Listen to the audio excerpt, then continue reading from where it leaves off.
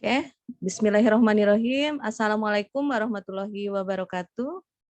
Waalaikumsalam warahmatullahi wabarakatuh. Ya, apa kabar adik-adik semuanya? Sehat semua? Alhamdulillah sehat, Bu. Ya, masih di dusun apa udah di Palembang? Masih di dusun, Bu. Masih di dusun ya. Oke. Udah pada vaksin belum? Udah, Bu. Udah, Bu. Udah ya, yang belum vaksin segera untuk vaksin ya, agar nanti bisa mengikuti praktikum ya.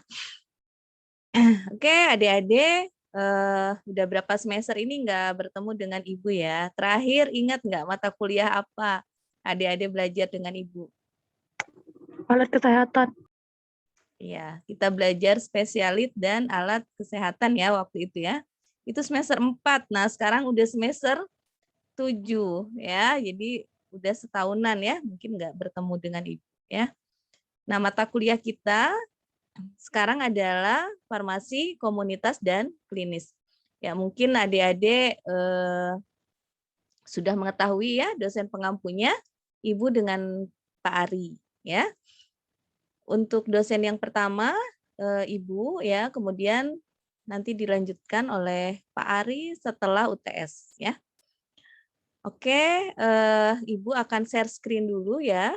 Kita akan memulai perkuliahan ini dengan melihat dulu materi apa yang akan dipelajari ya, dan juga dengan kita sepakati dulu untuk kontrak perkuliahan ya.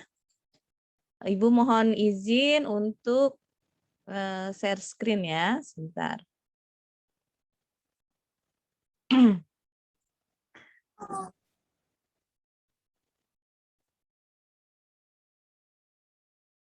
Ya, adik-adik sudah bisa melihat slide-nya?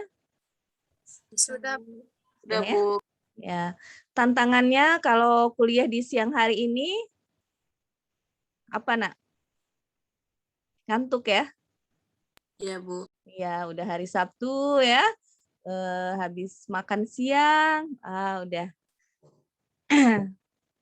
pasti mengantuk ya. Jadi coba kita usahakan ya untuk tidak mengantuk ya. Kita mulai dulu dari kontrak perkuliahan ya.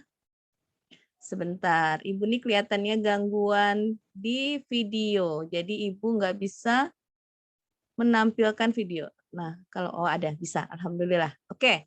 Nah, kita mulai ya dari kontrak perkuliahan. Ya, adik-adik pasti udah mengenal lah Ibu ya, nggak usah kenalan lagi. Ini nomor telepon Ibu yang adik-adik nanti bisa hubungi ya. Kemudian ini alamat email Ibu ya. Ya, ini untuk dosen kedua Pak Ari ya. Mungkin adik-adik juga untuk nomor telepon dan lain-lain nanti bisa menghubungi Pak Ari ya.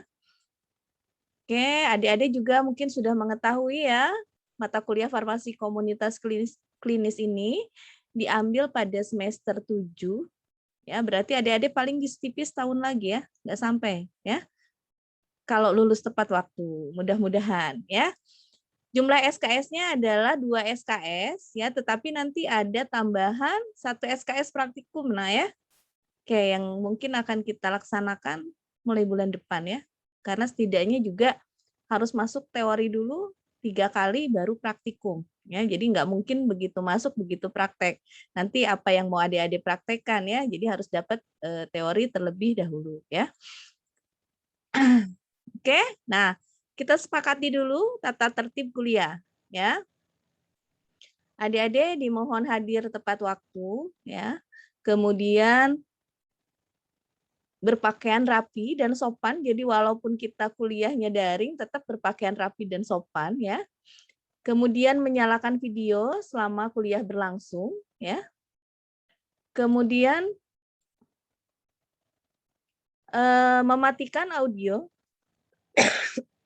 pada saat dosen memberikan pemaparan dan menyalakan audio jika dosen memanggil.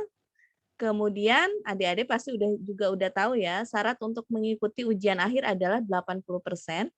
Dan Ibu tidak akan mengabsen satu-satu ya. PJ-nya juga enggak Ibu minta untuk mengabsen satu-satu. Tapi di setiap akhir kuliah, Ibu akan mengadakan post test. Jadi nanti absennya akan Ibu lihat dari post test. Materi post testnya yang mana? Mudah-mudah. Apa yang Ibu jelaskan itu pasti ada. Ya, pertanyaannya juga simpel-simpel aja.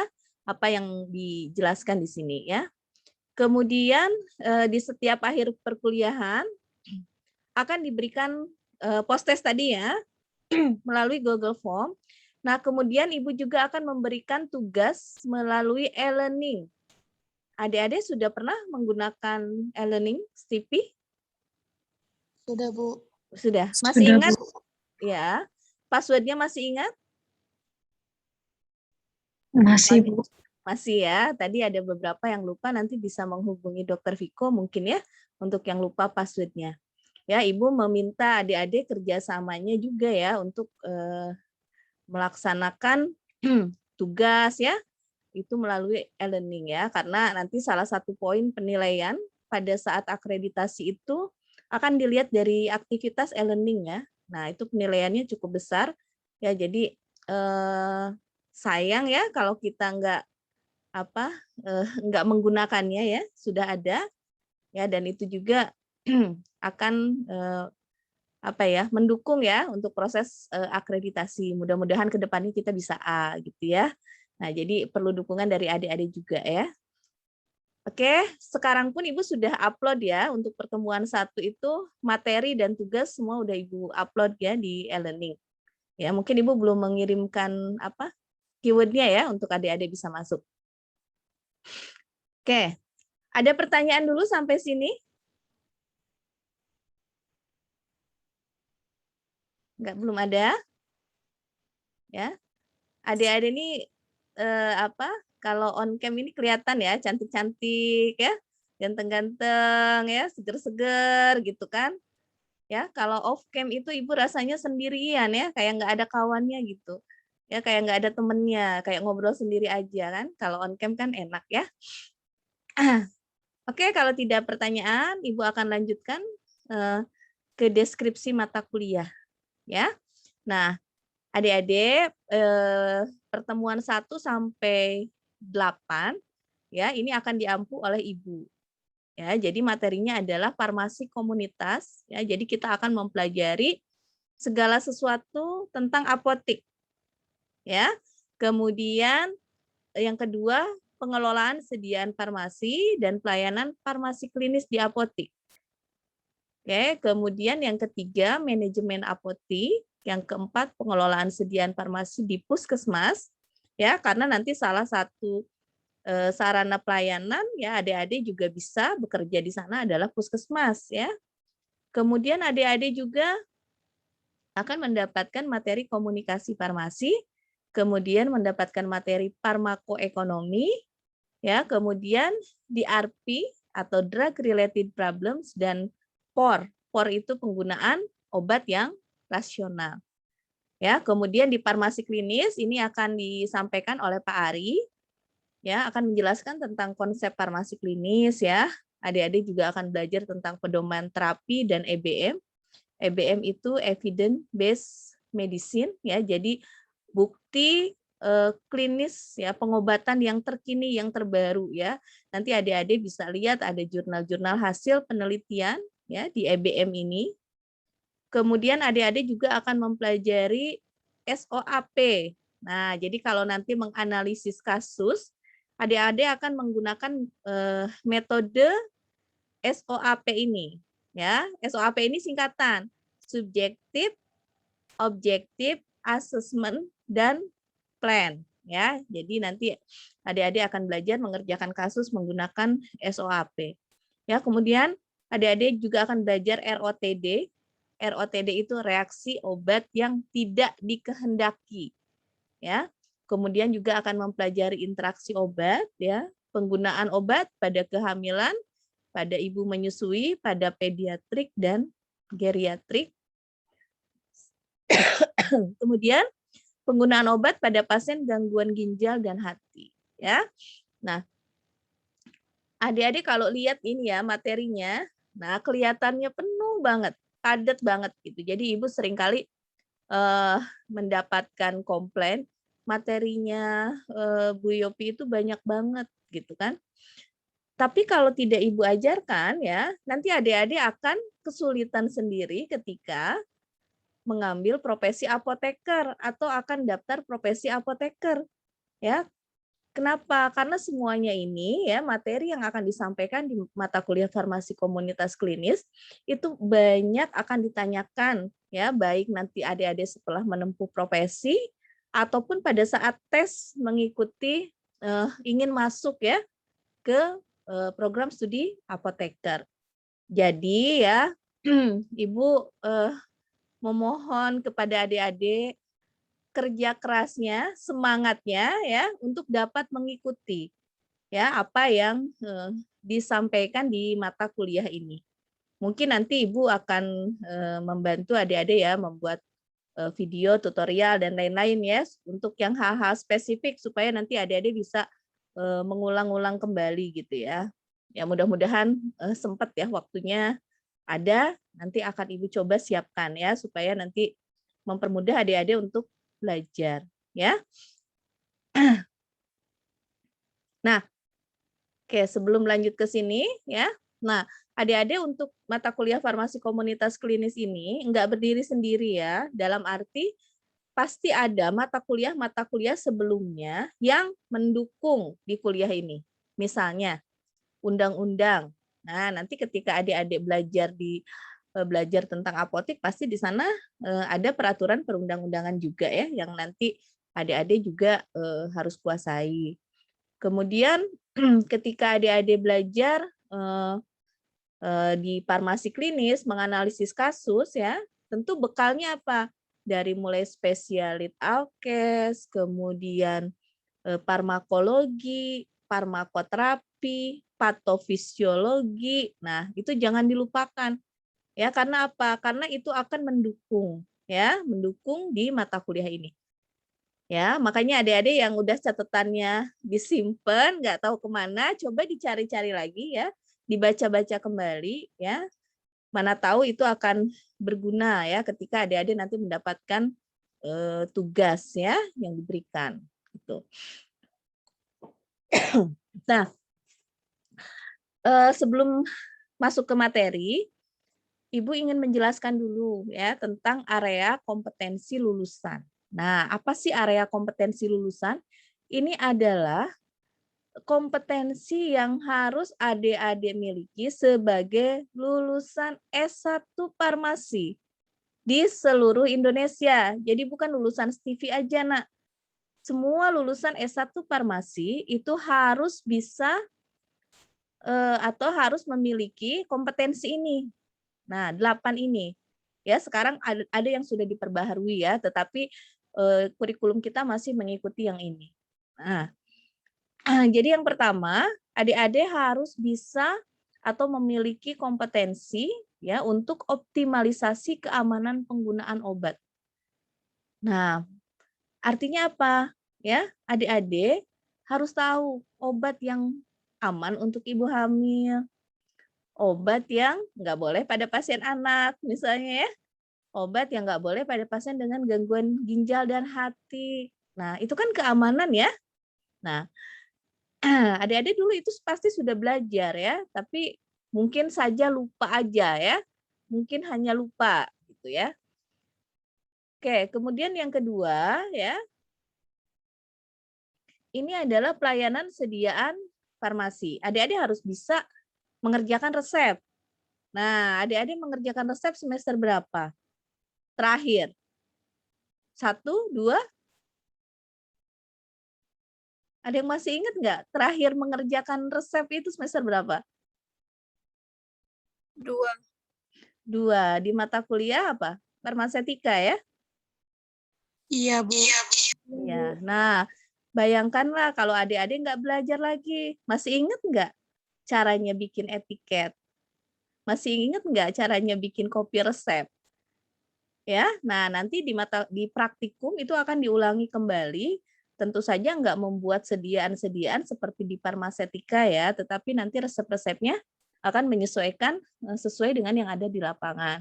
Oke, jadi nah adik-adik harus baca kembali aturan pakai, Signa, STDD, SBDD, apalagi angka Romawi, ya. Nah, itu juga harus tahu. Ibu biasanya kalau pas praktikum ya nanya angka Romawi, terus nggak bisa, nah Ibu suruh buat nanti 1 sampai 100 kali. Biar adik-adik ingat. Gitu. Nah, jadi itu kan pelajaran SD, Nak ya. Nah, kalau pelajaran SD, ya coba diulang-ulang kembali ya. Sekarang coba belajar dari awal sebelum nanti Ibu suruh untuk membuat 100 kali ya. Nah, jadi tolong adik-adik itu diingat-ingat kembali yang signa-signa ya. Oke, kemudian pembuatan dan pendistribusian sediaan farmasi. Ya, kemudian pelayanan informasi, konsultasi dan edukasi obat dan pengobatan. Ya, adik-adik nanti akan belajar tentang caranya melakukan konseling, bagaimana melakukan edukasi ke masyarakat, ya. Kemudian komunikasi dan kolaborasi interpersonal itu misalnya komunikasi dengan pasien, interprofesional itu misalnya berkomunikasi dengan dokter, dengan perawat gitu ya.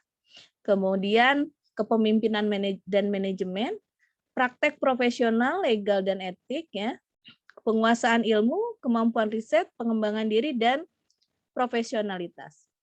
Artinya, kalau adik-adik belum memiliki kompetensi ini, maka sudah layak atau belum lulus? Belum ya, tandanya belum layak. Maka, nah adik-adik mungkin mendengar ya, yang sidang komprehensif tahun ini mungkin lebih dari 30 orang yang nggak lulus. Ya, Ibu yang uji minggu ini aja, yang diuji sama Ibu sudah ada 3 yang nggak lulus. Ya, nggak tahu sama dosen yang lain ya. Nah, karena apa? Karena kompetensinya memang belum memadai. Ya, maka itu tugas Ibu ya, mengantarkan adik-adik supaya nanti komprehensif itu nggak kesusahan. Tapi tentu saja adik-adik juga harus juga berusaha ya, berusaha supaya nanti adik-adik bisa ya memiliki kompetensi yang sudah disampaikan ya. Nah, di mata kuliah farmasi komunitas klinis ini, adik-adik diharapkan mencapai 7 dari 8 kompetensi yang harus dimiliki oleh tenaga teknis kefarmasian lulusan S1 farmasi. Nah, jadi adik-adik bisa bayangkan ya betapa beratnya beban ya yang harus dicapai pada mata kuliah ini. Gitu. Adik-adik siap ya? Belajar dengan penuh semangat. Siap nggak? Siap, Bu. Siap ya. Harus siap ya. Ibu senang ya kalau mahasiswanya semangat ya, aktif, rajin. Adik-adik percaya nggak? Nggak ada orang yang bodoh ya. Yang ada itu yang malas. Nah, coba nggak ada yang bodoh. Yang ada tuh yang malas. Ya, jadi harus berusaha melawan rasa malas itu. Ya. Nah, oke, kemudian ada lagi ya yang harus adik-adik tahu ya. Jadi pemerintah itu sudah mengatur ya. 1 SKS itu pembelajaran 50 menit. Nah ya, jadi kalau 2 SKS, berarti kita belajar di kelas selama 100 menit. Tetapi nggak cukup itu. Ya, di dalam peraturan juga diatur, nah, ada tugas terstruktur namanya. Tugas terstruktur itu 1 SKS 60 menit. Nah, makanya adik-adik jangan kaget nanti kalau setiap materi itu ada tugas. Karena itu sudah diamanatkan oleh undang-undang. Kalau Ibu tidak membuatkan itu ketika akreditasi, nah itu juga akan mengurangi poin penilaian ya. Nah, jadi adik-adik setiap topik itu pasti akan ada tugas ya. Tugas itu ya untuk menunjukkan kompetensi adik-adik itu udah bisa apa belum. Sekalian juga jadi bahan evaluasi buat Ibu. Adik-adik udah paham belum? Kalau belum paham berarti apa yang harus diulangi. Gitu. Nah, selain itu masih ada lagi belajar mandiri. Belajar mandiri itu setidaknya dalam seminggu itu 60 menit. Nah, jadi adik-adik usahakan ya untuk 1 mata kuliah ya belajarlah 1 jam gitu ya. Minimal itu ya, setidaknya. Baca ya. Oke, ada pertanyaan dulu sampai sini? Atau ada yang mau mundur menjadi calon apoteker? Nah, Ibu harapkan jangan ya. Udah semester 7. Nah, ini udah mulai nyusun skripsi ya. Udah mulai nyusun skripsi ya. Adik-adik sayang ya kalau mundur ya, jangan sampai ya. Ini tinggal dihadapi aja. Ya enggak? Ya, tinggal dihadapi, tinggal menghadapi. Ya, jadi semua kesulitan itu pasti ada jalan keluar. Nah, adik-adik percaya itu, pasti ada jalan keluar. Ya, yang penting nggak boleh putus asa dan jangan malu untuk bertanya. Ya, oke, Ibu terbuka ya setiap ada pertanyaan. Ya, Ibu akan usahakan untuk bisa menjawab. Ya, adik-adik bahkan ya banyak mahasiswa yang sudah lulus, kemudian sudah ambil profesi apoteker, dapat kasus misalnya ya, dapat kasus, kemudian bingung mengerjakannya. Nah, biasanya alumni itu ya, kakak-kakak tingkatnya adik-adik itu mengirimkan tugasnya ke Ibu. Bu, tolong Bu, ini tugasnya gimana ngerjainnya. Nah, bukan hanya jawabannya ya, tapi gimana mengerjakannya. Ya, nanti biasanya Ibu kasih petunjuk, buka buku ini, halaman sekian, urutannya ini gitu.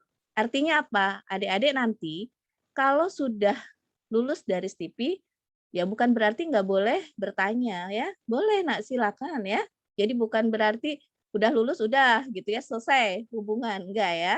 Sebagai alumni itu juga masih menjadi keluarga besarnya STIVI ya. Nah, apa namanya, bahkan sampai setelah kerja ya. Nah, kalau setelah kerja ya ada kesulitan, masih banyak juga yang berkomunikasi ya. Jadi hubungannya tidak terputus sampai adik-adik selesai sekolah aja ya. Oke ya. Nah, ada pertanyaan dulu sampai sini barangkali? Sudah paham ya? Kira-kira adik-adik ini harus bisa apa nanti untuk mendapatkan gelar sarjana farmasi? Ya, ini mungkin seharusnya disampaikannya di awal ya, ketika adik-adik baru masuk gitu ya. Jadi adik-adik sudah punya bayangan yang harus dikuasai ya. Oke, nggak apa-apa lah ya semester 7. Yang penting adik-adik berusaha untuk bisa mencapai kompetensi ini. Oke, nah sekarang karena mata kuliah kita itu adalah farmasi, komunitas, dan klinis, nah maka adik-adik harus paham dulu definisinya farmasi komunitas. Oke. Ya, kita lihat farmasi komunitas itu apa?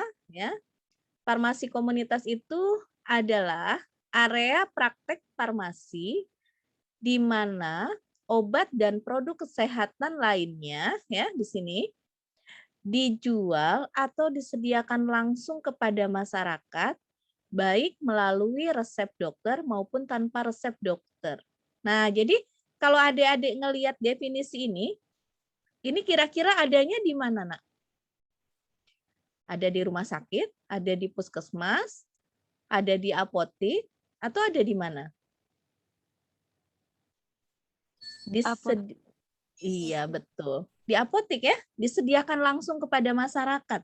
Ya enggak? Ya, bisa melalui resep dokter ataupun tanpa resep dokter. Nah, makanya adik-adik belajar swamedikasi kan? Ya, karena itu adalah pelayanan resep tanpa resep dokter. Nah, jadi kalau mendengar istilah farmasi komunitas ya, adik-adik ingat aja ya, berarti itu lingkupnya pelayanan kefarmasian di apotek, kemudian masyarakat ya, itu yang adik-adik ingat kalau farmasi komunitas ya. Nah, jadi di farmasi komunitas ini seorang farmasis ini bertugas di apotek ya dan langsung berhadapan dengan masyarakat.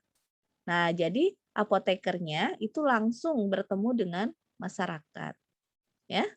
Nah, lalu kalau farmasi klinis itu apa ya? Kalau farmasi klinis ya, ini merupakan praktek kefarmasian yang lebih berorientasi kepada pasien daripada kepada produk. Nah, apa maksudnya? Nah, nanti Ibu jelaskan di slide berikutnya. Tapi adik-adik harus memahami dulu ya. Kan sering banget tuh kita mendengar istilah farmasi klinik ya. Sebenarnya farmasi klinik itu apa ya? Nah, jadi ketika praktek kefarmasian itu lebih berorientasi kepada pasien daripada kepada produk. Nah, di sini adik-adik disebutkan ya, farmasi klinik ini menggambarkan pekerjaan farmasis ya dengan pekerjaan utamanya berinteraksi dengan tim perawatan kesehatan. Nah, jadi adik-adik udah bisa membayangkan nih kalau nanti adik-adik bekerja ya di rumah sakit misalnya ya. Adik-adik itu sekarang dikenal istilah apoteker klinis ya. Nah, apa yang akan adik-adik lakukan di sana? Jangan berpikir hanya melayani resep aja. Ya, banyak yang bisa adik-adik lakukan. Nah, salah satunya apa? Ya, justru pekerjaan utamanya itu ya harus berinteraksi dengan tim perawatan kesehatan. Artinya apa? Adik-adik akan berinteraksi dengan dokter, akan berinteraksi dengan perawat, ya, akan berinteraksi dengan analis, dengan ahli gizi, dengan tenaga kesehatan yang lainnya. Nah, pertanyaannya, ya, ketika kuliah itu kan adik-adik harus dipersiapkan, ya enggak? Adik-adik harus mempersiapkan diri supaya nanti berani berkomunikasi dengan dokter, dengan perawat gitu ya. Nah, dengan tenaga kesehatan yang lain. Nah, coba adik-adik sekarang kita pikirkan adik-adik udah siap belum? Kalau bertemu dengan dokter misalnya ya, bertemu dengan perawat. Nah, dapat obat A misalkan ya. Oh, ada obat misalnya. Apa ya obatnya ya? Dopamin obatnya misalnya. Terus ditanya sama dokter, Mbak, dopamin ini untuk apa ya? Mbak apoteker, dopamin ini untuk apa ya? Aduh, saya nggak tahu. Nah, gimana mau berinteraksi kalau kita indikasi obat aja nggak tahu misalnya? Ya nggak? Nah, adik-adik bisa bayangkan sekarang introspeksi diri. Coba, udah berapa obat sih yang adik-adik ketahui? Ya, obat dan indikasinya. Belum dengan efek samping dan lain-lainnya. Nah, kalau adik-adik merasa bahwa masih banyak kurang, bacalah dan belajarlah. Gitu. Ya. Kalau kelas-kelas sebelumnya Ibu tanya ya, Ibu panggil satu-satu. Coba sebutin 10 obat sama indikasinya. Tapi nanti waktunya nggak cukup. Nanti kalau ada waktu nanti Ibu baru tanya ya. Atau Ibu ngelihat adik-adik ngantuk baru Ibu tanya ya. Tapi Ibu minta adik-adik introspeksi diri. Nah, baru aja tadi Ibu nguji kompre. Suruh nyebutkan 3 penyakit, ada yang nggak tahu. Bayangkan, gimana mau diluluskan? Suruh menyebutkan 5 macam obat dengan indikasinya, juga tidak tahu. Nah, nggak mungkin kan? Sarjana farmasi nggak tahu loh, hanya 5 macam obat aja. Coba, ya. Jadi, ya adik-adik, untuk nanti kita bisa berinteraksi dengan tim perawatan kesehatan lain itu harus kompeten, ya kan? Kalau nggak kompeten, gimana kita mau percaya diri, ya? Oke, itu ya untuk bahan introspeksi diri aja, ya. Kemudian adik-adik harus melakukan wawancara dan menilai keadaan pasien. Jadi adik-adik harus bisa berkomunikasi bisa berkomunikasi dengan pasien. Ya, harus bisa menilai keadaan pasien. Oh, ini pasiennya ini sudah membaik apa belum? Oh, terjadi efek samping nggak sama pasien? Ya. Nah, jadi adik-adik harus bisa menilai. Kemudian adik-adik harus bisa menyusun rekomendasi terapi. Oke, kemudian harus bisa monitoring pasien dan harus bisa memberikan informasi tentang obat. Nah, silakan adik-adik bayangkan ya dengan kemampuan adik-adik sekarang. Nah, kira-kira bisa nggak adik-adik melakukan hal ini? Gitu, ya. Nah, silakan untuk introspeksi sendiri aja ya. Ibu hanya akan memberikan gambaran ya. Oke, Ibu lanjutkan ya tadi paradigma pelayanan kefarmasian ya sekarang ini adalah passion oriented, bukan product oriented. Nah, apa bedanya? Oke, jadi paradigma lama itu product oriented atau product fokus. Nah, apa artinya produk fokus? Ya, artinya fokus terhadap produk. Kalau dilihat di keseharian seperti apa gitu ya? Ya, seperti pelayanan kefarmasian zaman dulu. Seperti apa? Apoteker itu hampir nggak pernah bisa ditemui ya. Apoteker itu nggak pernah ketemu dengan pasien. Ya, jadi apoteker itu kalau obatnya sudah tersedia, kemudian obatnya itu pasien sudah bisa menerima obatnya, udah selesai tugasnya. Itu produk fokus. Yang penting produknya ada. Itu produk fokus. Yang penting pasiennya udahlah nerima obatnya sudah, gitu kan? Itu produk fokus. Tetapi sekarang nggak seperti itu, ya. Tetapi sekarang udah bergeser menjadi patient fokus atau fokus terhadap pasien. Nah, ketika fokus terhadap pasien, maka yang harus diperhatikan adalah pasien setelah minum obat yang direkomendasikan, tercapai nggak outcome terapinya? Nah, tercapai nggak hasil terapinya? Misalnya, pasiennya sembuh nggak? Pasiennya hilang nggak gejalanya?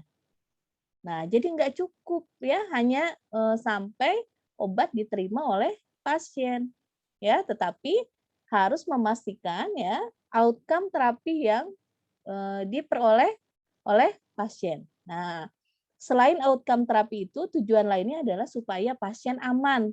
Nah, jadi pasiennya biar aman dan bebas dari medication error. Nah, sekarang Ibu tanya dulu. Kalau fokus terhadap pasien agar outcome terapi tercapai, pasien aman, bebas dari medication error, apa-apa saja yang harus diperhatikan ketika pasien direkomendasikan obat? Coba, supaya pasiennya tercapai hasil terapinya, pasiennya juga aman, ya, bebas dari medication error. Nah, apa-apa ya di sini ya yang harus diperhatikan? Coba, adik-adik ada yang mau ngasih tanggapan? Aturan pakai. Aturan pakai, oke, dosis ya, mungkin lebih ke dosis nah ya, dosis dan aturan pakai, oke. Yang lainnya? Kontraindikasi, Bu. Betul, kontraindikasi. Apalagi? Efek samping, Bu. Efek samping, betul. Apalagi yang lainnya? Kontraindikasi, efek samping, ya. Terus tadi dosis ya, dosis aturan pakai. Apalagi nak? Supaya nanti adik-adik tahu apa yang harus dipelajari gitu kan. Karena kan tugas kita itu adalah di sini kan, fokus terhadap pasien. Yuk, kalau ada obat A dengan obat B diminum bersamaan, atau obat A dengan makanan misalkan, itu apa namanya yang harus kita perhatikan? Interaksi. Iya betul, adanya interaksi obat, ya enggak? Nah, yang paling utama tadi apa? Indikasi. Jadi adik-adik harus memastikan indikasinya, dosisnya, ada enggak efek samping, obatnya kontraindikasi enggak bagi pasien tersebut, ada interaksi obat enggak, ya? Efek samping apa yang mungkin timbul. Nah, inilah adik-adik ketika sudah ke patient fokus. Makanya adik-adik diajarkan kan dari mulai farmakologi, farmakoterapi, spesialit alkes, patofisiologi, ya enggak? Tentang efek samping, tentang interaksi obat, ya, tentang kontraindikasi. Nah, tujuannya itu sebenarnya nanti di sini. Bagaimana adik-adik akan mengaplikasikannya ya ketika ada kasus. Nah, oleh karena itu, ya adik-adik dalami. Nah, yang tadi sudah kita sebutkan. Dalami tentang interaksi obat, ada berapa tipe interaksi obat pada fase farmakodinetik, pada fase farmakodinamik misalnya. Ya, lalu bagaimana cara penanganannya? Nah, adik-adik itu penting untuk dipelajari. Yang kontraindikasi, dulu di spesialit alkes coba dilihat-lihat lagi, ya rasanya udah belajar juga. Ya, yang nggak boleh pada pasien anak apa misalkan, ya pada pasien yang gagal ginjal, gangguan fungsi ginjal, gangguan fungsi hati yang nggak boleh apa, pada ibu menyusui apa. Nah, Itu kontraindikasi kan? Nah, adik-adik pelajari lagi ya. Maka agar pasien aman dan bebas dari medication error ya, apa yang harus dilakukan? Ya. Yang pertama adalah biasanya melakukan screening resep ya. Makanya kalau ada resep masuk nggak boleh langsung dilayani kan? Tapi harus dilakukan dulu screening resep ya. Kemudian adik-adik harus bisa melakukan analisis DRP. DRP itu drug related problems. Nah, nanti akan belajar juga dengan Ibu ya di pertemuan keberapa DRP. Ya, DRP itu kan bisa juga jadi topik skripsi ya. Kemudian ya, adik-adik harus melakukan konseling ya. Yang lainnya adalah harus melakukan monitoring ya atau pemantauan terapi obat. Oke ya, mungkin masih ada lagi yang lainnya ya. Bio dan lain-lainnya, tapi terutama ini ya adik-adik Ibu rasa sudah paham ya dari dulu produk fokus menjadi patient fokus ya, apa yang harus diperhatikan ketika patient fokus, tujuannya untuk apa, lalu bisa dilakukan melalui tindakan apa saja ya. Oke, nah ini kembali lagi kita harus introspeksi diri ya. Ini kemampuan yang harus dimiliki seorang farmasis. Nah, yang pertama adalah knowledge of therapeutic. Memiliki pengetahuan tentang terapi suatu penyakit. Nah, oke. Nah, biar nggak ngantuk Ibu tanya-tanya aja ya. Kalau Ibu tanya tuh nggak usah takut ya. Ibu tanya Puput. Puput Nopel ya. Iya, Bu. Nama asli, Put? Nama asli Puput. Nah, hilang Puputnya. Mana Puput tadi ya? Iya, Bu. Iya, Bu. Mana? Oh ya. Coba Put, satu penyakit aja yang Puput tahu. Penyakit apa yang Puput tahu? Bisa terdengar suara Ibu? Satu diagnosa penyakit aja.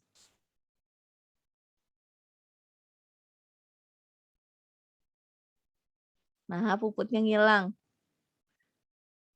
Maaf, Bu. Bisa diulangi nggak, Bu? Soalnya tadi Ya. putus. Ya, suara Ibu terdengar nggak? Iya, Bu. Kedengeran. Ya, oke. Coba sebutkan satu penyakit saja yang Puput tahu. Oh, ya dah.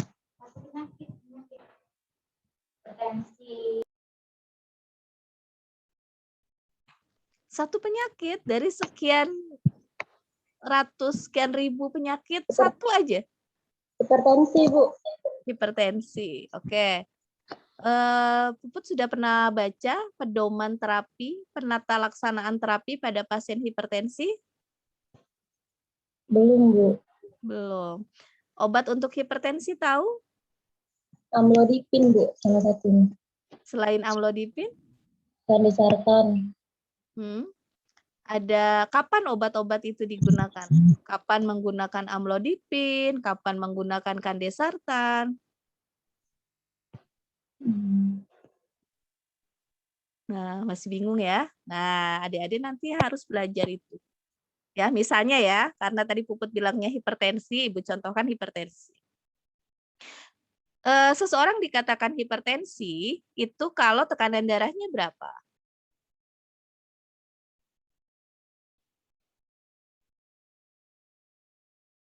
Ada yang tahu? 160 ke atas berarti, Bu. 160? Oh, itu udah tinggi banget. 100 ke atas. 140, Bu. 140 ke atas. Sistoliknya di atas 140 dan diastoliknya di atas 90, Bu. Rasanya nggak di atas deh. Nanti adik-adik perhatikan, kalau di atas itu kan lebih dari ya. Ya, tetapi kan hipertensi itu mulai dari 140. Ya, jadi bukan di atas. Jadi 140 itu artinya sudah hipertensi. Ya, jadi kalau di GNC7 itu nanti ada normal, ada prehipertensi, ada hipertensi stage 1 dan stage 2. Nah, yang prehipertensi ya, itu belum perlu mendapatkan obat. Ya. Yang mulai diberikan obat itu mulai yang mana? Mulai stage 1. Jadi mulai pasien yang tekanan darahnya 140 sistoliknya dan diastoliknya 90 itu mulai diberikan obat antihipertensi. Nah, yang stage 2 itu mulai dari 160. Nah, jadi tadi yang bilang 160 itu mulai yang stage 2, Nak. Ya. Itu mulai stage 2. Nah, sekarang nanti adik-adik harus perhatikan sama enggak sih pengobatan yang hipertensi stage 1 dan stage 2. Nah, di pedoman terapi itu ada, Nak. Di pedoman terapi itu nanti ada, oh kalau stage 1 itu diawali dengan tunggal, pemberian obatnya tunggal ya. Nanti kalau tidak memadai berganti-ganti dulu obatnya. Ada 5 obat antihipertensi yang utama ya, misalnya. Lalu nanti kalau pasiennya stage 2, oh itu udah harus kombinasi, nggak bisa lagi cuma 1 obat. Nanti ada mana yang boleh dikombinasikan, mana yang enggak. Lalu kalau pasiennya hipertensi, tapi dia juga DM, nah obat pilihannya apa? Lalu dia hipertensi dan dia stroke misalnya, obat pilihannya apa? Itu semuanya ada di pedoman terapi. Adik-adik belum ya belajar sampai ke sana ya? Belum? Baru belajarnya sampai indikasinya aja gitu ya. Obat hipertensi ini gitu ya. Nah, nanti adik-adik akan diberikan kasus-kasus ya, yang mana nanti adik-adik harus bisa menganalisis itu sesuai dan tidak sesuai ya. Pedoman terapi itu nanti ada bukunya ya, misalnya hipertensi ya. Kalau di puskesmas bisa buka panduan praktek klinis di fasilitas pelayanan kesehatan primer ya. Atau kalau yang di rumah sakit biasanya dokter penyakit dalam menggunakan panduan dari Perki. Ya, kalau secara internasional kita bisa lihat buku-buku farmakoterapi di Piro misalnya. Nah, jadi nanti adik-adik harus buka-buka buku seperti itu. Ya, itulah yang namanya mengetahui, memiliki pengetahuan tentang terapi suatu penyakit. Gitu, ya. Kemudian yang kedua, good understanding of disease process. Jadi mengetahui dengan baik ya proses terjadinya suatu penyakit. Ayo, adik-adik udah belajar di mata kuliah apa ini? Mengetahui dengan baik proses terjadinya penyakit. Ayo, mata kuliah apa? Terbayang nggak, Nak? Di mata kuliah apa? Kalau yang atas ini kan mungkin farmakoterapi ya. Ya, Ibu rasa farmakoterapi. Kalau yang di bawah itu good understanding of disease process, terjadinya suatu penyakit tuh kenapa?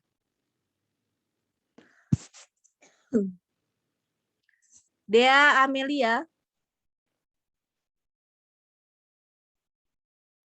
Ya, coba Dea belajar di mata kuliah apa dia? Mengetahui dengan baik proses terjadinya penyakit. Belajar di mata kuliah apa?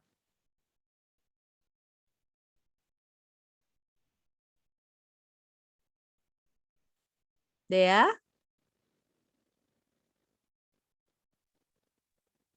Iya, Bu. Iya, Bella. Siapa tadi? Dela ya? Patofisiologi, Bu. Di patofisiologi, betul ya, di patofisiologi belajarnya ya. Kemudian yang ketiga ya, ini memiliki pengetahuan tentang produk farmasi ya. Jadi adik-adik harus mengetahui ya nama obatnya, bentuk dan kekuatan sediaan yang ada di pasaran itu apa saja. Novia Putri Anggraini.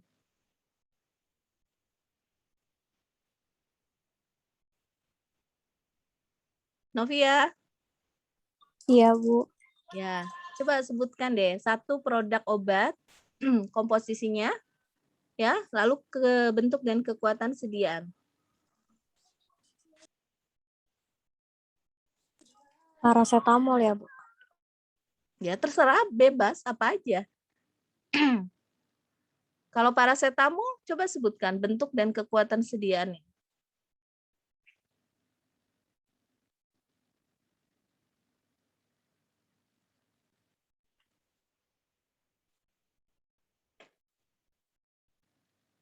Paracetamol, tahu nggak bentuk sediaannya apa? Tahu Bu, tablet ya Bu. Tablet, supositoria, sirup. Ibu tadi bilangnya itu bentuk dan kekuatan sediaan ya. Tablet paracetamol 500 mg Bu. Udah itu aja? Nggak ada kekuatan sediaan yang lain?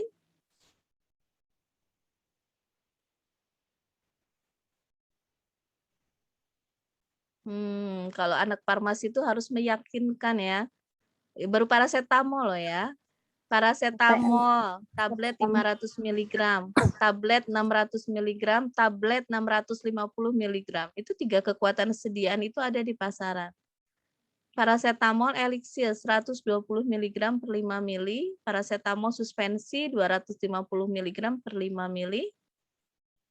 Kemudian paracetamol infus 1000 mg per 100 mili, ya. Paracetamol supo 125 mg sama 250 mg. Ada nggak paracetamol yang tablet punya? Ada nggak paracetamol yang effervescent? Nah, adik-adik harus tahu semua ini di yang ketiga ini. Nah, sedangkan barusan Ibu tanya satu, baru paracetamol aja, adik-adik belum bisa menjawab ya dengan benar. Ya.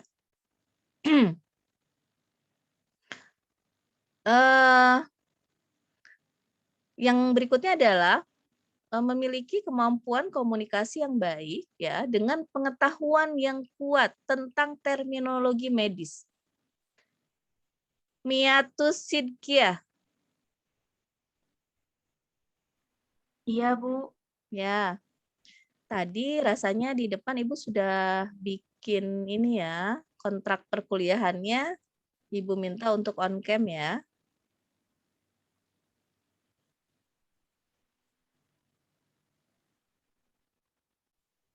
Restu Dwi Hairani.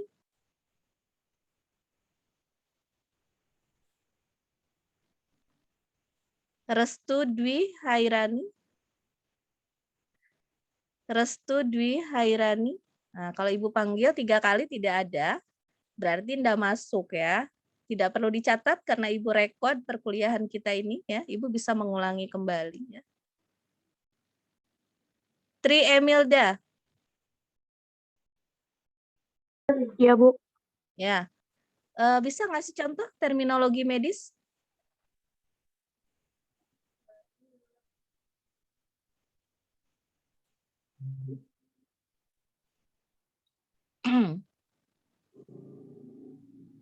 Tri Emilda tadi ya yang Ibu panggil ya.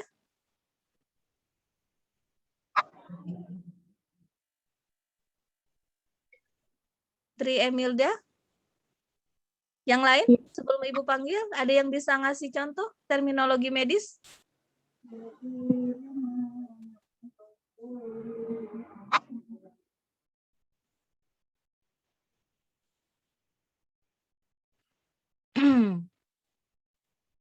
Coba. Putri Miftahul Jannah. Iya Bu. Ya, bisa ngasih contoh terminologi medis apa? Salah satu contoh terminologi medis. Artritis itu bukan, Bu? Apa? Artritis, singkatan dari artritis. Artritis, oke. Apa artinya artritis? Itu kayak peradangan nyeri kayak gitu, Bu. Adanya peradangan, oke.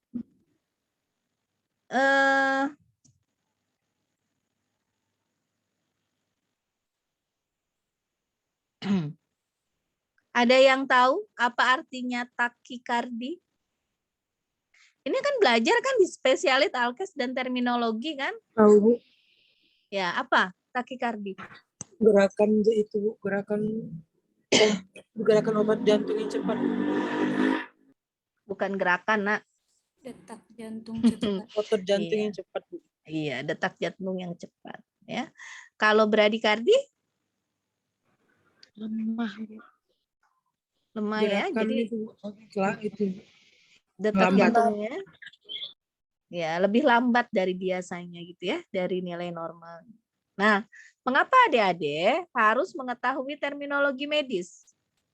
Karena nanti ketika berkomunikasi dengan dokter, ya, dengan perawat, mereka akan berdiskusi menggunakan terminologi medis. Kalau adik-adik nggak tahu, pasti nggak nyambung pembicaraannya. Ya, gitu. Jadi adik-adik harus tolong diulang kembali ya terminologi medisnya. Mungkin nanti pada saat praktek ya akan banyak istilah terminologi medis ya akan diulang-ulang kembali ya. Kemudian adik-adik harus memiliki kemampuan untuk monitoring obat. Apa yang harus dimonitoring ya? Yang pertama adalah outcome klinisnya, hasil terapinya. Misalnya ya, Novianti. Nah, Ibu tanya dulu. Kalau pasien habis minum amlodipin, tadi kan dibilang-bilang amlodipin ya, apa yang harus dimonitor, Novianti?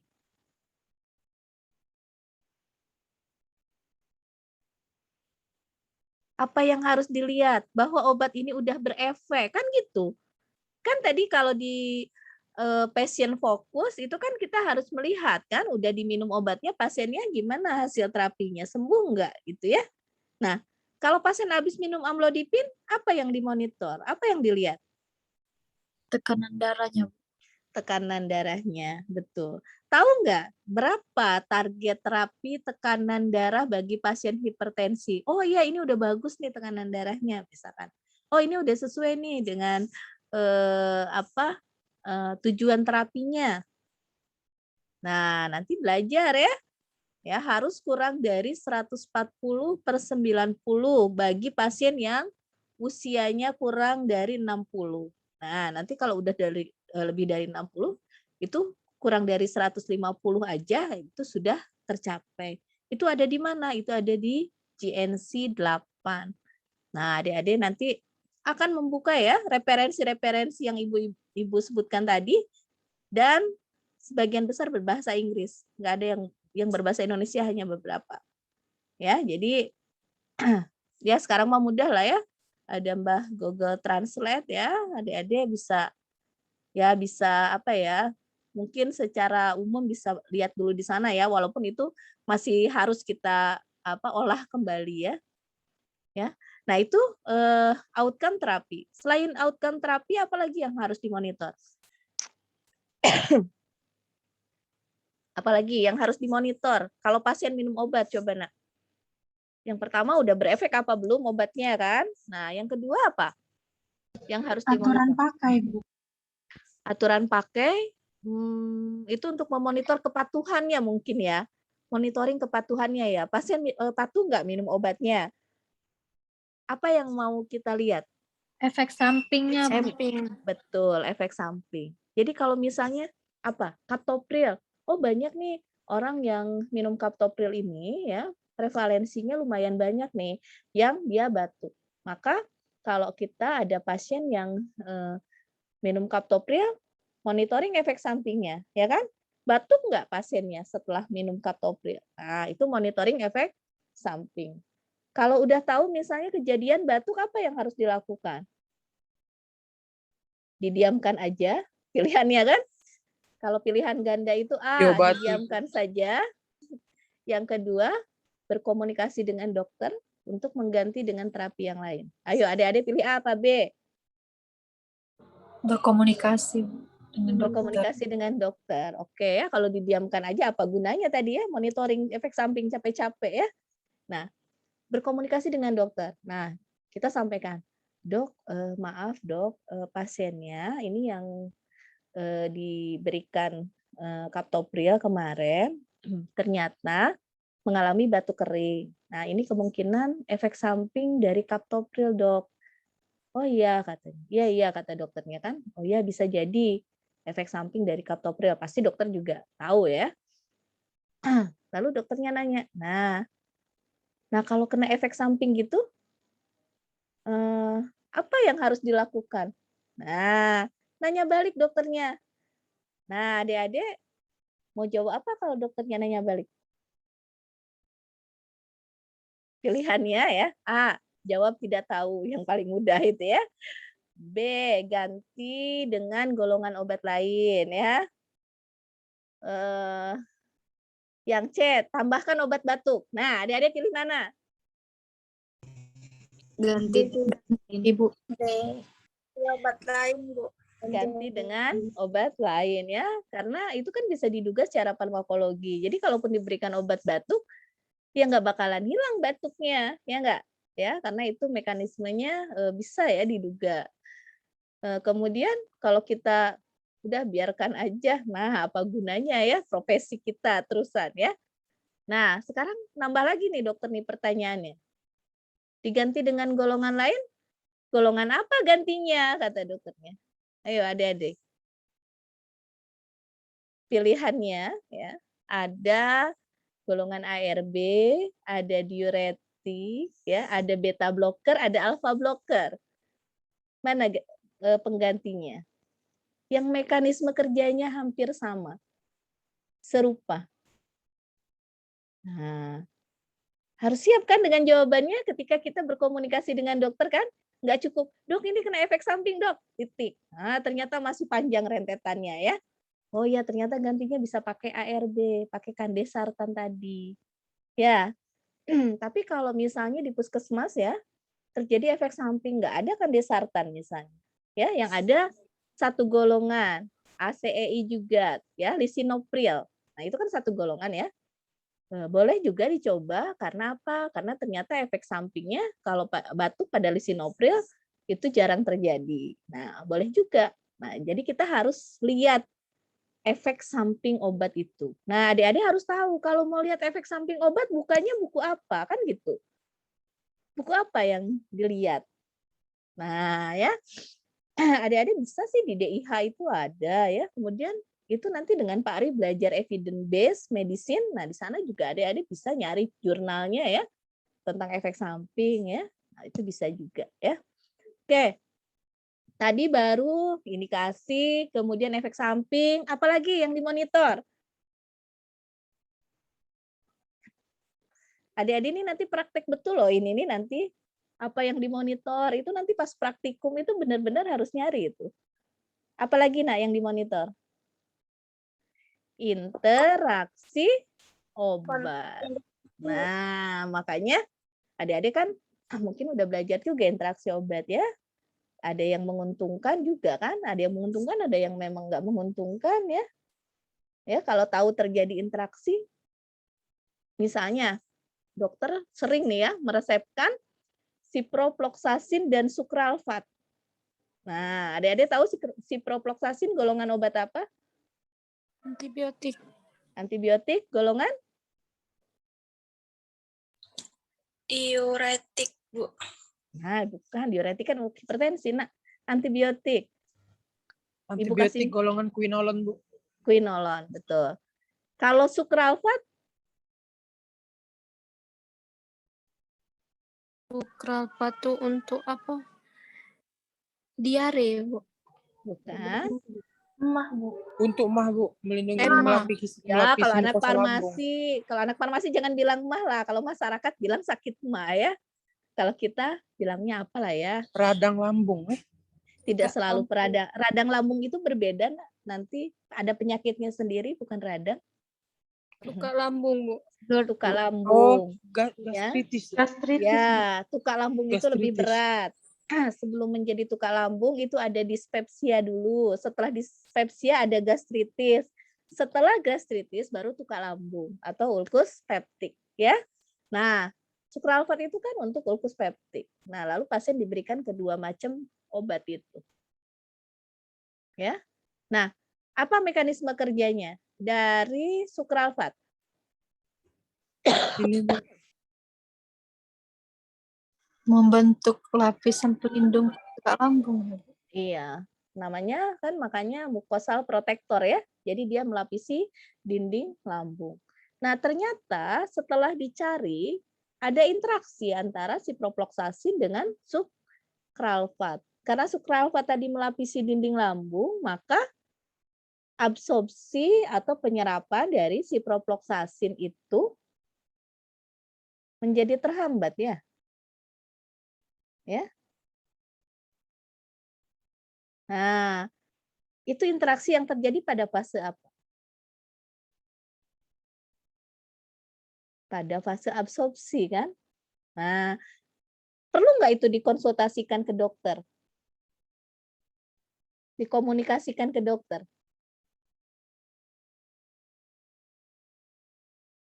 Kira-kira perlu nggak? Perlu, Bu. Perlu. Adik-adik bisa nggak menanganinya sendiri? Nah, yang pertama, adik-adik harus tahu dulu cara penanganan interaksi obat.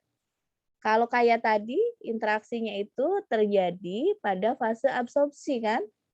Nah, kalau pada fase absorpsi itu mudah penanganannya. Jedakan waktu minum, udah cukup. Ya enggak? Jedakan 2 jam, kalau pengen aman 4 jam. Perlu nggak konsultasikan ke dokter? Kayaknya nggak usah lah ya, kalau hanya menjedakan jam. Ya enggak? Tetapi kalau harus mengganti obat misalnya, nah itu baru dikomunikasikan dengan dokter. Makanya itu kompetensinya kita juga nak mengatur jam pemberian. Adik-adik bisa bayangkan nanti kalau bekerja di rumah sakit, jadi apoteker klinis dirawat inap, harus mengaturkan jam pemberian obat 10 macam obat. Nah, kita harus lihat mana yang berinteraksi, mana yang enggak. Adik-adik bisa membayangkan. Nah, jadi seperti itu ya, monitoring. Terus kita lihat interaksinya itu benar-benar terjadi atau tidak ya. Kemudian berikutnya adik-adik memiliki kemampuan untuk menyusun terapi obat ya. Yang paling akhir adalah adik-adik harus memiliki kemampuan untuk menilai dan menginterpretasikan ya pemeriksaan fisik dan hasil lab. Makanya adik-adik dulu sama Pak Ari belajar IDK ya, interpretasi data klinis. Ingat nggak? Interpretasi data klinis. Harus tahu nilai normalnya gula darah. Ya enggak? Gula darah puasa, gula darah sewaktu, gula darah 2 jam postprandial. Terus harus tahu nilai kolesterol normalnya. Harus tahu apa saja sih indikator yang menunjukkan infeksi. Ya. Kalau pasien TB, ya. Apa yang harus indikator labnya apa. Nah, adik-adik kan harus tahu itu juga, ya. Oke, jadi itu ya, adik-adik sudah bisa membayangkan sekarang ya, nanti di farmasi klinis ini ya akan belajarnya apa saja. Ya, jadi Ibu harap dengan Ibu memberitahukan hal ini, adik-adik udah persiapan. Ya. Udah persiapan untuk mengulang kembali materi yang sudah diberikan di mata kuliah sebelumnya ya. Oke, untuk penilaian ini ya seperti biasanya ya. Oke ya. Ini pustaka, nanti kalau ada e-book dan lain-lain yang diperlukan nanti akan Ibu berikan ya. Oke. Ada pertanyaan dulu sampai sini, Nak? Kira-kira siap untuk belajar? Belajar sangat banyak. Siap nggak? Siap, Bu. Siap. Semangatlah jawab siapnya. Yang jawabnya 1 orang aja. Siap, Bu? Siap, Bu. Siap ya. Oke ya. Jadi adik-adik di tim Parkli ini ada Ibu, ada Pak Reza, ada Bu Kiki dan sama Pak Ari ya. Nah, ada berempat ya. Jadi nanti adik-adik kalau memang ada yang ingin ditanyakan boleh ya bertanya gitu ya. Jadi selama adik-adik mau belajar, pasti Ibu akan sangat mendukung ya. Oke, itu baru pendahuluan. Nah, materi hari ini sebenarnya adalah materi tentang apotik. Nah ya, tetapi Ibu yakin adik-adik itu juga sudah belajar di undang-undang. Coba, Permenkes nomor berapa ya? Peraturan tentang apotik.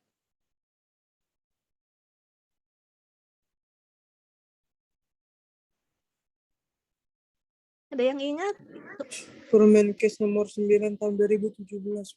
Ya, 9/2017. Nah, jadi pendirian apotik itu ya diaturnya di dalam Permenkes nomor 9/2017 ya. Ibu yakin adik-adik udah baca, udah mempelajari dan udah memahami Ya, jadi di poin itu Ibu akan mengulang sekilas saja, tetapi nanti adik-adik akan belajar mengenai studi kelayakan mendirikan apotik. Gitu. Jadi untuk mendirikan suatu apotik itu kan harus bikin dulu studi kelayakan untuk menilai ya memang apotik yang akan kita dirikan itu apa ya, memadai apa enggak gitu ya, memungkinkan apa enggak. Nah, adik-adik harus membuat studi kelayakan. Jadi nanti penugasannya adalah adik-adik menyusun studi kelayakan. Ya, nah mari kita lihat sebentar ya.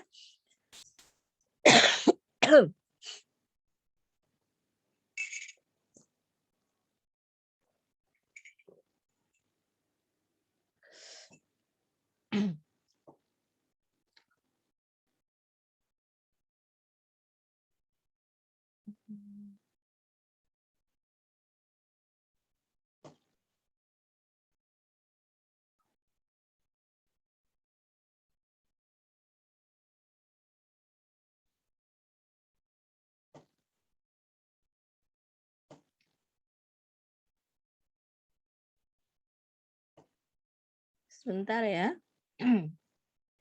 Ini kebanyakan file dibuka.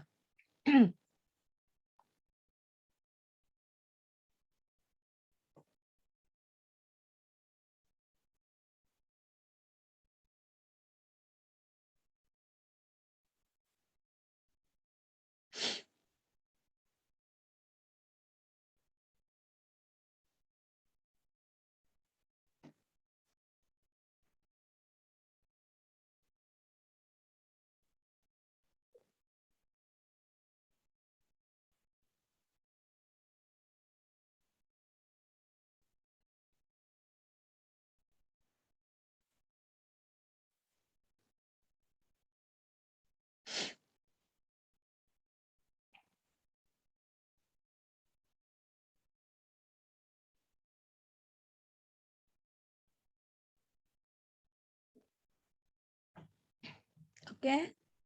Adik-adik sudah bisa slide-nya ya?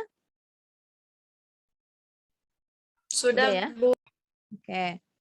Ya, jadi berikutnya adalah tentang apotik ya. Ibu akan sekilas aja karena adik-adik juga pasti ini udah tahu ya. Kalau kita lihat definisinya apotik ya, apotik itu adalah sarana pelayanan kefarmasian, tempat dilakukan praktek kefarmasian oleh apoteker. Nah, jadi tempat prakteknya apoteker. Adik-adik kalau ke apotik bertemu nggak dengan apotekernya? Pernah pergi ke apotik? Pernah, Bu. Pernah. Ketemu nggak dengan apotekernya? Enggak, Bu. Nggak ada ya. Enggak, Bu. Enggak, Bu. Padahal itu tempat prakteknya apoteker ya. Nah, makanya kalau di Jogja, di daerah Jogja itu, satu apotik itu apotekernya harus 2 minimal. Kenapa? Karena tiap jam buka itu harus ada apotekernya. Gitu. Jadi kalau di ketentuan peraturan perundang-undangan memang satu apoteker cukup ya. Nah, tetapi di sana untuk mendapatkan rekomendasi dari ikatan apoteker di Indonesia, nah dia harus apotekernya 2 ya supaya pasien kalau ke apotek akan bertemu dengan apotekernya ya. Ya, adik-adik tadi udah disampaikan ya untuk peraturan tentang apotik nomor 9 2017, kemudian nanti ada Permenkes 73 tentang standar pelayanan kefarmasian di apotik ya. Jadi pertemuan yang berikutnya ya, adik-adik nanti akan mungkin belajar lebih detail ya tentang standar pelayanan kefarmasian di apotik ya. Oke, nah sekarang yang harus kita pikirkan adalah ketika akan mendirikan apotik. Nah, apa yang harus dipertimbangkan ya ketika akan mendirikan suatu apotik gitu ya. Mana tahu adik-adik lulus nanti kalau pengen buka apotik ya sudah punya gambaran apa-apa saja yang harus dipersiapkan ya. Nah, mikir keras nih ya, pengen banget punya apotik sampai keriting, sampai rambutnya keriting-keriting ke atas dia ini ya. Adik-adik pertama harus menyiapkan studi kelayakan, kemudian harus memikirkan apa yang harus dipersiapkan, lalu bagaimana prosedurnya. Nah, Ibu rasa apa yang harus dipersiapkan dan bagaimana prosedurnya itu sudah ada di dalam PMK 9 2017 itu tentang apotik. Nah, sekarang mungkin kita nanti akan lebih lihat ke studi kelayakan ya. Nah, adik-adik ya,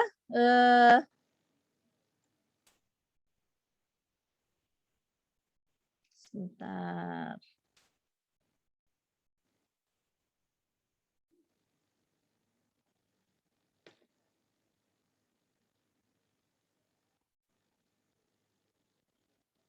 Ya.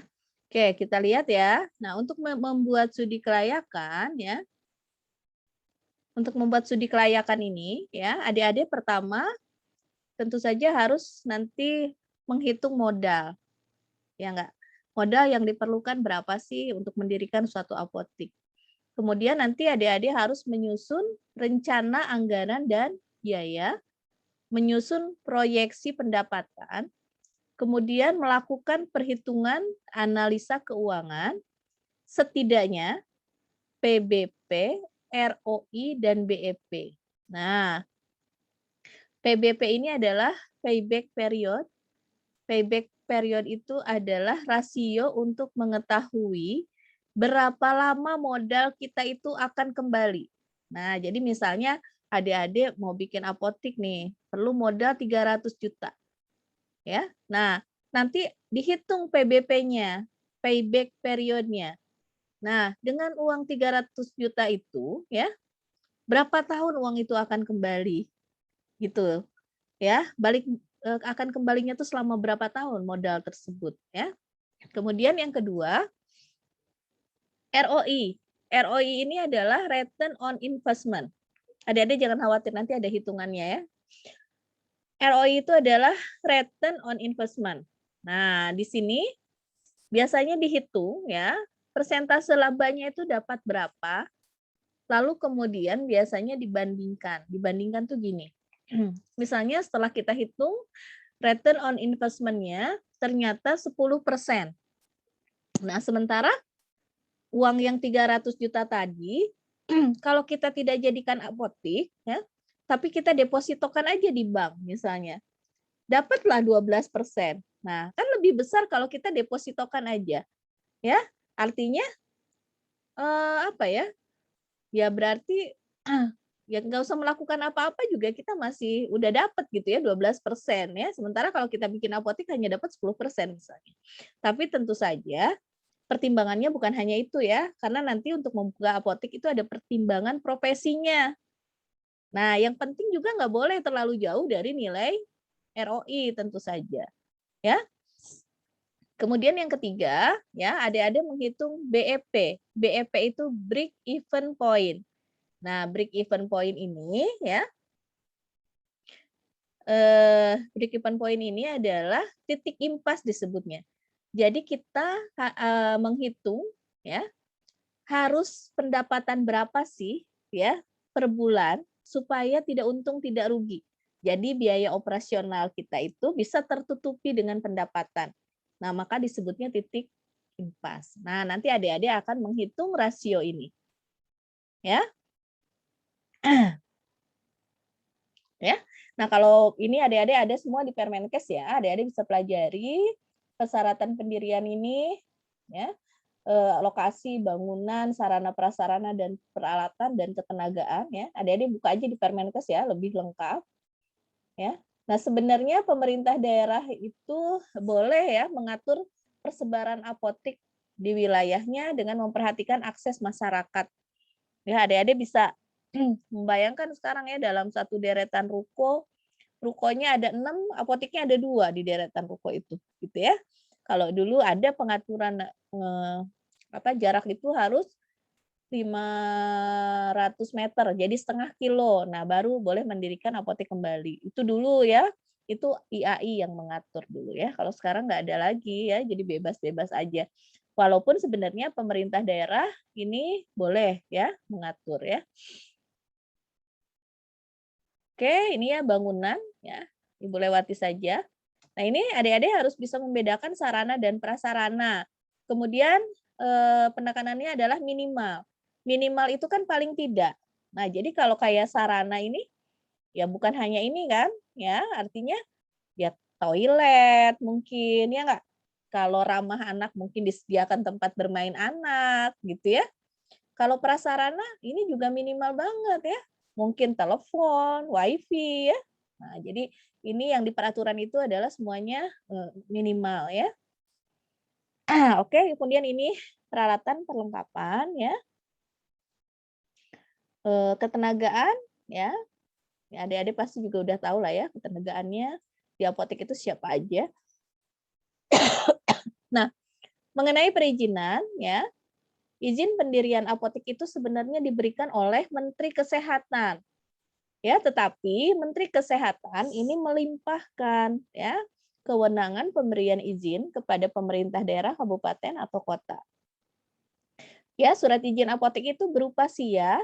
SIA ini berlaku 5 tahun dan dapat diperpanjang selama masih memenuhi persyaratan. Ya, jadi kalau nggak memenuhi persyaratan lagi, ya nggak diizinkan. Oke, ini prosedur pengajuan ini juga semuanya ada di PMK ya, di Permenkes ini ya. Jadi kalau memenuhi persyaratan semua sebenarnya 12 hari kerja itu izin apotek udah keluar. Ya, tetapi kalau belum ya berarti akan dilakukan penundaan. Ya, jadi biasanya kan kalau di Palembang ini mengajukan itu ke DPM PTSP. Ya, itu pusat perizinan terpadu ya. Nah, nanti dari DPM PTSP itu akan berkoordinasi dengan Dinas Kesehatan. Jadi yang melakukan pemeriksaan itu nanti Dinas Kesehatan. Nah, nanti Dinas Kesehatan ini akan melaporkan hasilnya kepada DPM PTSP. Nah, itu nanti keluar SIA-nya dari mana? Dari DPM PTSP. Jadi bukan dari Dinas Kesehatan nanti yang mengeluarkan ya. Cuman pemeriksaannya dilakukan oleh Dinas Kesehatan ya. Oke, nah ini mungkin akan dibahas di pertemuan berikutnya, fungsi apotek ya, pengelolaan sediaan farmasi dan juga pelayanan farmasi klinis. Nah, di dalam peraturan itu juga disebutkan ya, penyerahan sediaan farmasi, Alkes dan BMHP itu bisa diserahkan kepada apotek lain, puskesmas, instalasi farmasi rumah sakit, instalasi farmasi klinik, dokter, bidan praktek mandiri, pasien, dan masyarakat. Adik-adik perhatikan yang Ibu berikan bintang-bintang 1 dan Ibu berikan bintang 2. Ya, yang Ibu berikan bintang 1 ini adalah sarana ini ya. Nah, kita lihat karena ada ketentuannya.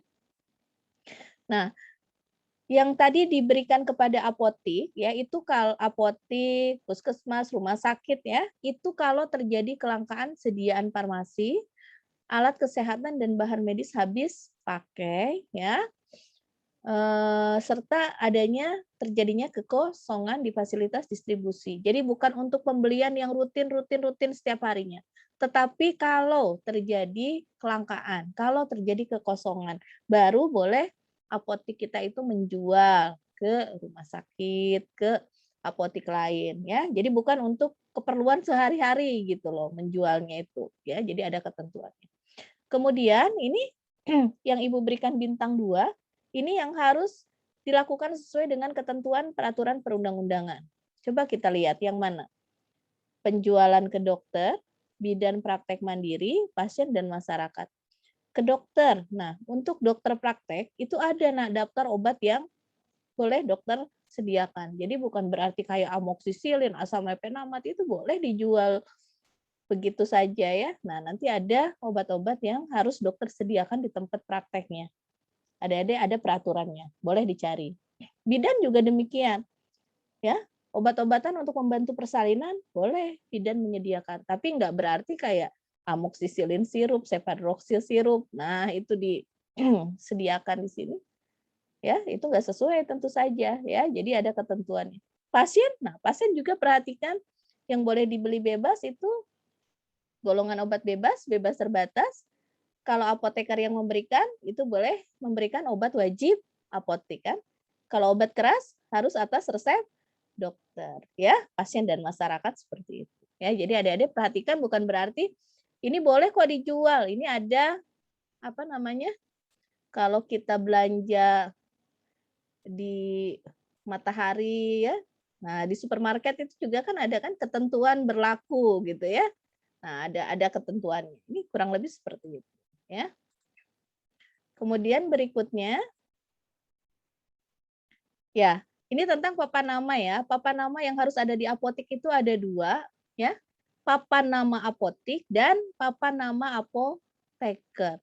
Jadi bukan hanya papan nama apotik aja. Ibu masih sering ngelihat ya, yang ada itu hanya papan nama apotik. Nah, papan nama apotik ini berisi tentang nama apotik, nomor SIA, dan alamat. Ya, kalau papan nama apoteker ini paling sedikit harus menuliskan nama apotekernya, nomor SIPA, dan jadwal praktek apotekernya. Ya. Oke, kemudian ini tentang penggantian obat dalam resep. Nah, jadi adik-adik ini harus dipahami betul ya, mana obat yang boleh diganti, ya, mana yang nggak boleh diganti ketika kita bekerja di apotek. Nah, coba perhatikan dengan seksama ya. Dalam hal obat yang diresepkan terdapat merek dagang, ya, jadi bukan merek generik ya, merek dagang, apoteker dapat mengganti obat merek dagang dengan obat generik yang sama komponen aktifnya. Gitu. Jadi harus sama komponen aktifnya. Ya, dengan menggantinya boleh dengan obat generik atau dengan merek dagang lain juga boleh atas persetujuan. Nah, jadi harus minta persetujuan dulu dokter dan atau pasien. Jadi kalau dan atau ini maknanya apa? Harus dua-duanya atau boleh salah satu? Boleh salah satu ya. Kalau pasiennya saya ganti aja pakai generik nggak apa-apa misalkan. Ya enggak apa-apa. Itu sudah diatur ya. Kemudian dalam hal obat tidak tersedia di apotek atau pasien tidak mampu menebus obat yang tertulis di dalam resep, ini kalau komposisinya ini tidak sama. Nah, apoteker hanya boleh mengganti setelah berkonsultasi dengan dokter. Jadi ini komposisi obatnya tidak sama. Itu wajib berkonsultasi dengan dokter.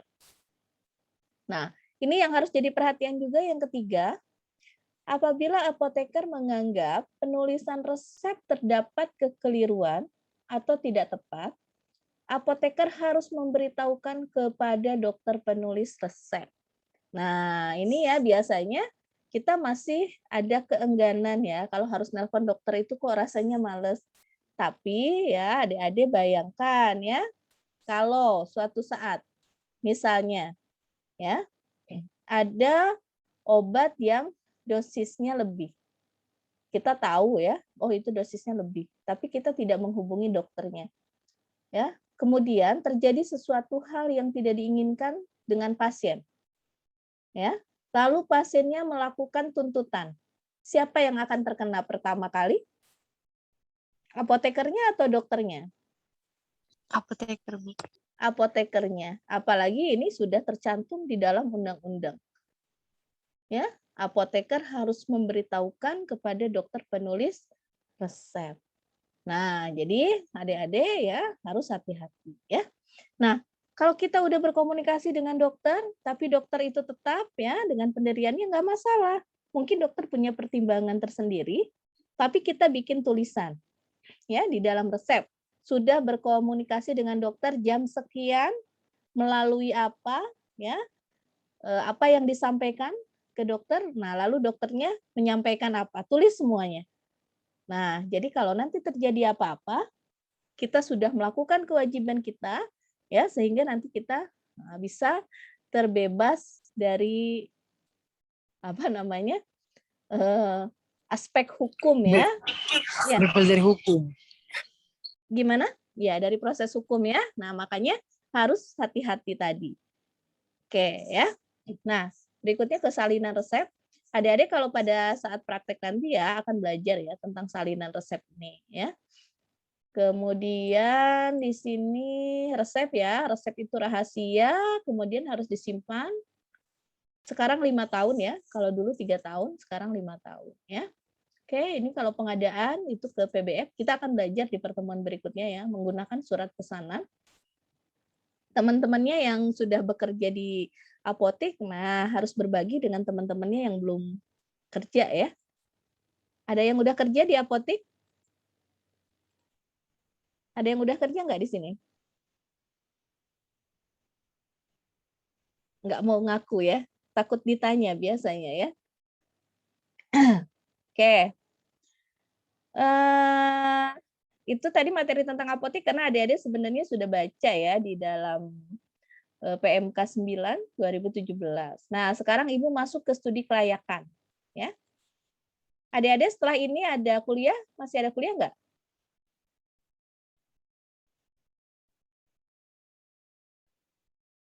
Setelah ini masih ada kuliah nggak, Nak?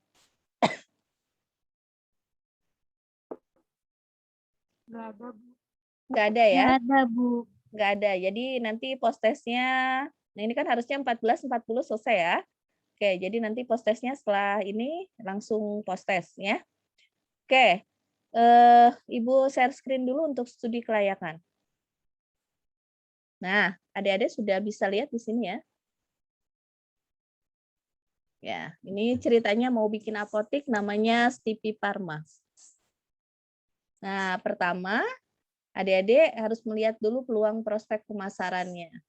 Jadi, kira-kira memungkinkan nggak untuk kita membuka suatu apotek misalnya? Ya lihat apa namanya, ada enggak dokter misalkan ya, klinik, praktek dokter, klinik. Kemudian daya beli masyarakatnya bagaimana, akses jalannya ya untuk kita mendirikan apotek itu bagaimana. Jadi adik-adik pertama itu harus membuat peluang prospek pemasaran. Nah, ya sebaiknya nanti melakukan analisis SWOT. Nah, memang Ibu nggak punya waktu ya Nak untuk menjelaskan tentang analisis SWOT. Tapi adik-adik boleh cari-cari ya referensi banyak ya untuk melakukan analisis SWOT bagaimana caranya. Adik-adik boleh mencobanya ya. Kemudian nah, yang pertama ya, adik-adik harus menetapkan modal dulu ya. Modalnya modal yang diperlukan berapa banyak. Nah, jadi ini ada dibedakan ya menjadi modal tetap. Modal tetap ini untuk keperluan perlengkapan ya, peralatan, mebeler dan lain-lain. Kemudian perlengkapan apotek, kendaraan, biaya perizinan, modal operasional. Modal operasional itu nanti untuk beli obat ya. Kemudian cadangan modal ya untuk disimpan ya jika ada tiba-tiba diperlukan. Nah, adik-adik nanti akan Ibu berikan tugas untuk menyusun studi kelayakan ya, proposal dan studi kelayakan untuk mendirikan apotek. Nah, jadi nanti adik-adik kan akan menuliskan perlengkapan, berapa sih keperluannya. Nah, nanti Ibu minta dirinci. Perlengkapan untuk apotek itu adik-adik butuh apa? Misalnya peralatan ya, peralatan untuk apotek itu butuh apa? Oh, etalase, meja racik, berapa rak misalkan. Terus adik-adik butuh peralatan untuk meracik apa, mortir, stamper, timbangan. Di PMK 9 itu ada semua. Nah, jadi nanti adik-adik bisa rincikan keperluannya apa saja. Nah, nanti sampai dapat nanti modalnya berapa.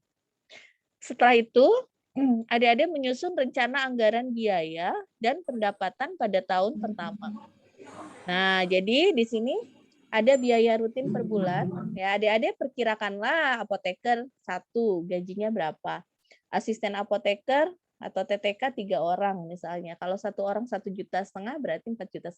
Kalau nanti adik-adik bikin proposal, saya mau agak hemat, asisten apotekernya mau 2 aja ya boleh. Misalkan saya nggak mau pakai juru resep, saya nggak mau pakai pembantu umum, ya silakan aja ya. Nanti adik-adik yang merencanakan, anggaplah adik-adik itu benar-benar akan mendirikan suatu apotek gitu ya. Kemudian ada biaya lain-lain ya, ini biaya sewa rumah kalau ngontrak misalnya apoteknya ya, kemudian administrasi, listrik, air, telepon dan lain-lain ya. Atau menurut adik-adik ada biaya-biaya lain ya, kalau zaman sekarang mungkin bayar wifi atau apa ya, bayar internet ya. Nah, jadi biaya keseluruhannya itu adalah 9 juta ditambah 2 juta. Jadi per bulan itu butuh biaya 11 juta. Gitu. Jadi adik-adik memperkirakan biayanya. Nah, kemudian itu baru untuk 1 bulan. Kemudian nanti adik-adik memperkirakan untuk 12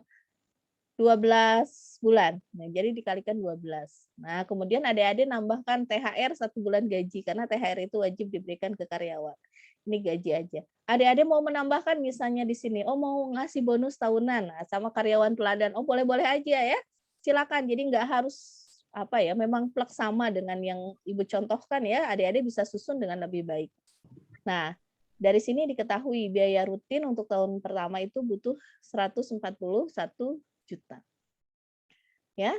Nah, setelah kita tahu anggaran biaya, adik-adik nanti akan membuat proyeksi pendapatan tahun pertama. Nah, jadi penjualan obat resep ya. Ini 25 itu hari buka apoteknya, Nak. Ya, diingat-ingat. Ini 25 itu, ini 30 tuh resep diperkirakan 30 lembar per hari. Ya. Kemudian ini 25 hari itu buka apoteknya. Dalam sebulan itu 25 hari. Kalau adik-adik, saya mau buka terus, Bu, 30 hari. Boleh, berarti ini kalinya kali 30. Ya, jadi adik-adik buka apoteknya mau berapa hari dalam sebulan ya. Ini dikalikan. Kemudian nanti ini dari resep, kemudian yang kedua dari obat bebas, kemudian dari obat wajib apotek. Kenapa ini dibedakan? Nah, karena biasanya margin mengambil keuntungannya itu berbeda. Ya, kan boleh maksimal mengambil keuntungan itu 28% ya. Udah diatur oleh pemerintah. Jadi kalau obat itu nggak boleh kita jual 50% untungnya.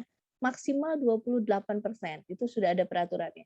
Nah, ini kenapa beda-beda? Resep, obat bebas, obat wajib apotek ya. Nah, ini karena nanti ngambil keuntungannya berbeda. Biasanya kalau obat resep itu 25%, misalnya obat bebas ya karena persaingannya banyak ya 10% sampai 15% gitu ya. Obat wajib apotek mungkin bisa 15 sampai 20%. Nah, maka ini dibedakan ya.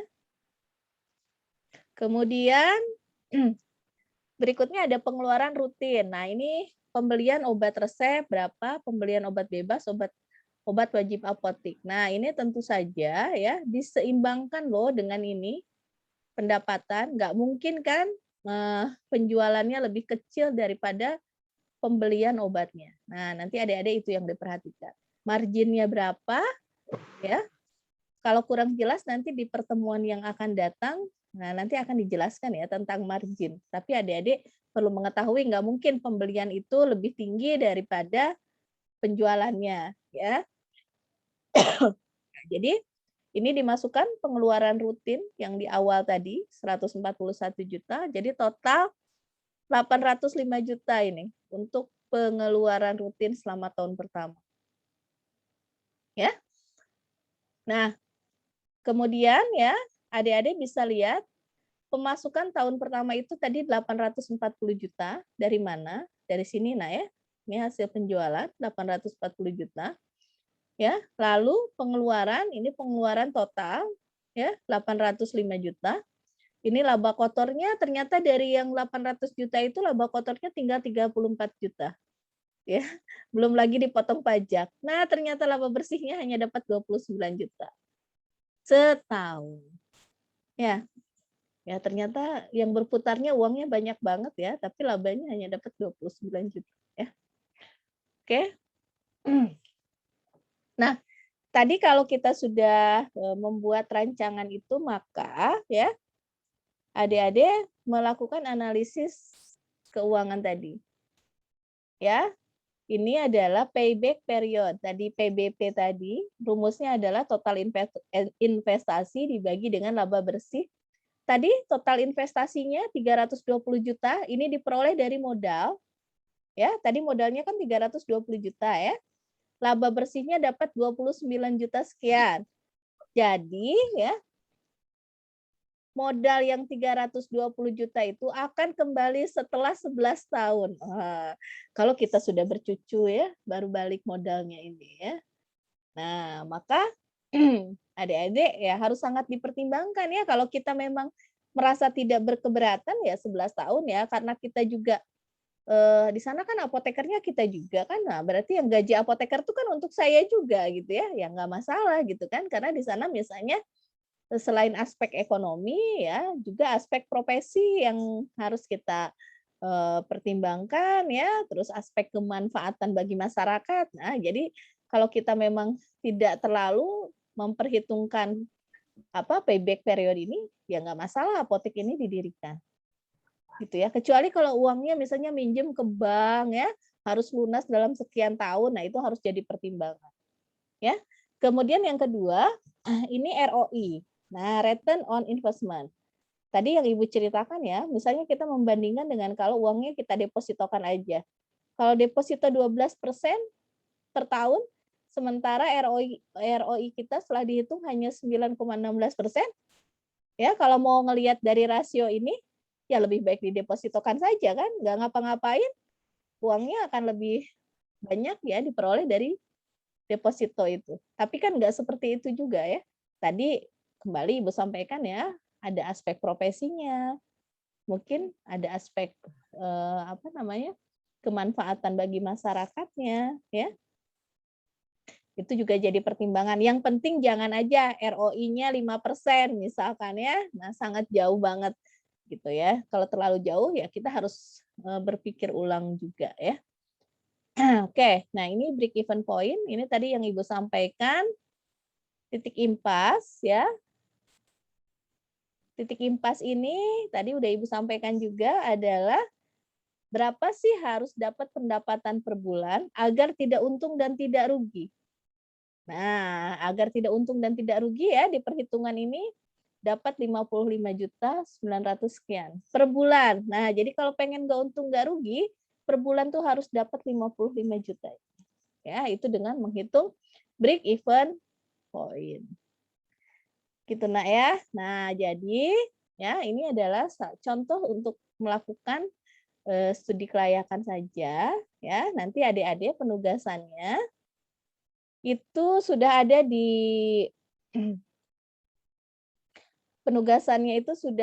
di e-learning. Adik-adik ada yang lupa e-learningnya? Passwordnya? Ada yang lupa nggak?